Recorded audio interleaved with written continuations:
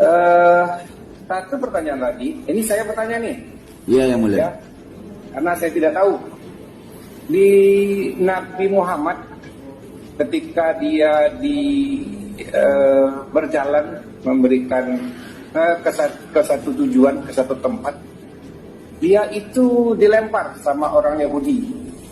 Betul, yang mulia. Kemudian diludahi oleh orang Yahudi. Dihina oleh orang Yahudi. Tapi ketika orang Yahudi itu tidak ada lagi, suatu saat Nabi Muhammad lewat di situ, dia bertanya kepada sahabat, "Sahabat, kemana orang Yahudi yang biasa lempari saya? Kemana orang Yahudi yang biasa hina saya? Kok tidak ada?" Ternyata orang ini lagi sakit.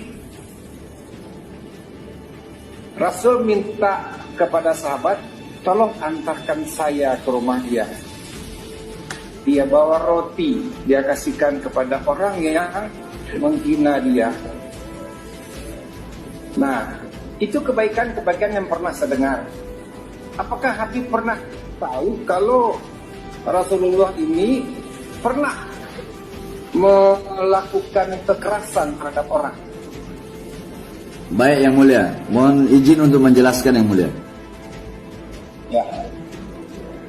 Yang mulia, Rasulullah SAW, beliau itu diutus bukan bikin orang bodoh jadi pinter, bukan bikin orang miskin jadi kaya, tapi bikin orang yang tidak berakhlak menjadi berakhlak, tidak beradab menjadi beradab.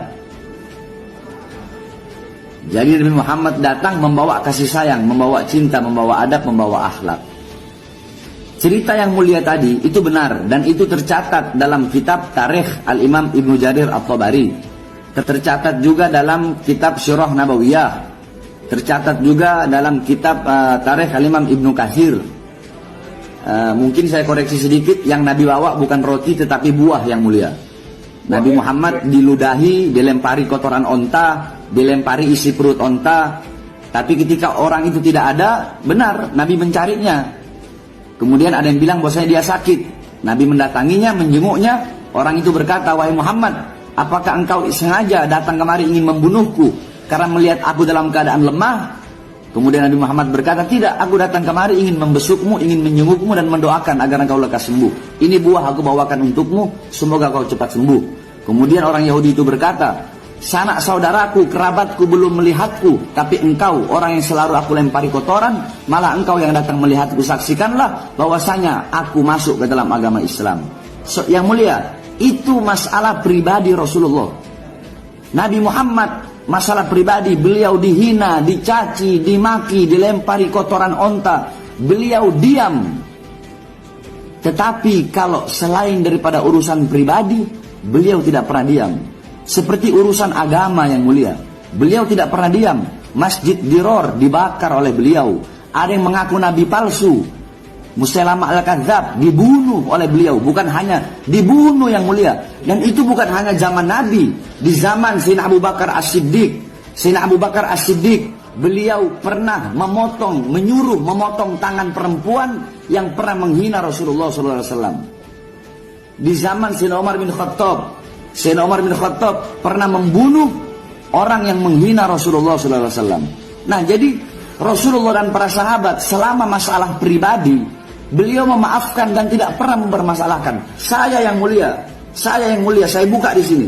Berapa banyak orang mencaci maki saya tidak pernah membalas dengan cacian, dengan makian. Bahkan sampai barusan, yang mulia, di Bogor, yang mulia, itu kasus yang diinin oleh Ibu Anita. Mungkin Pak Suharja kenal Ibu Anita.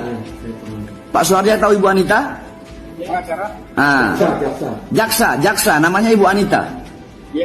Nah, Ibu Anita dulu pernah menangani kasus seorang perempuan, ya Pak Ikhwan, ya. Seorang perempuan yang dilaporkan oleh anak-anak saya. Saya nggak tahu, yang mulia. Dia dilaporkan karena menghina saya di media sosial.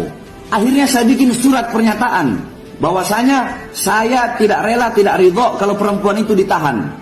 Saya minta tolong perempuan itu segera dibebaskan. Kalau sekalipun diadili, saya mohon vonis bebas. Itu saya, yang mulia. Dan itu bisa ditanyakan kepada jaksa Ibu Anita, dan bisa ditanyakan langsung kepada korban-korban. Dan masih banyak lagi orang-orang yang menghina saya.